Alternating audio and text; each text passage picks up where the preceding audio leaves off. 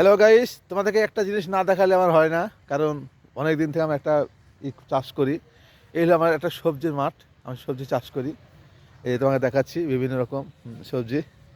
হ্যাঁ, তো দেখো আমার সবজি চাষগুলা কেমন লাগতেছে। অবশ্যই ভালো লাগবে। আমি এখান থেকে সবজি নিজে গ্রামে গ্রামে বিক্রি করি, আমি জমিতে চাষ করি। আর এগুলা সব আবাদ আছে আমার। এই যে আজকে আমি নিয়ে যাবো এখান থেকে।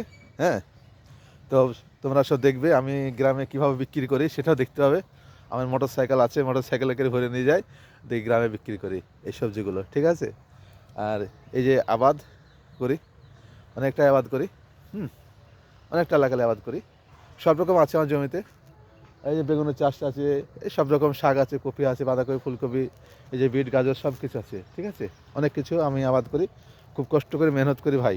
শুধু বসে বসে ভিডিও বানাইনি, হ্যাঁ। তারপরে কাপড়ের ব্যবসা পাশাপাশি এই আবারটাও আমরা আছে। তো আমি এই জিনিসটা বন্ধুদেরকে অনেক দিন বাদে দেখালাম।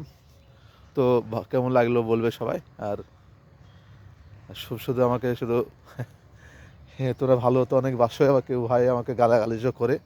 তা করুক, এতে কিছু যায় আসে না, সেটা তার কর্তব্য করে। হ্যাঁ, এই যে সব আবাদ, ঠিক আছে।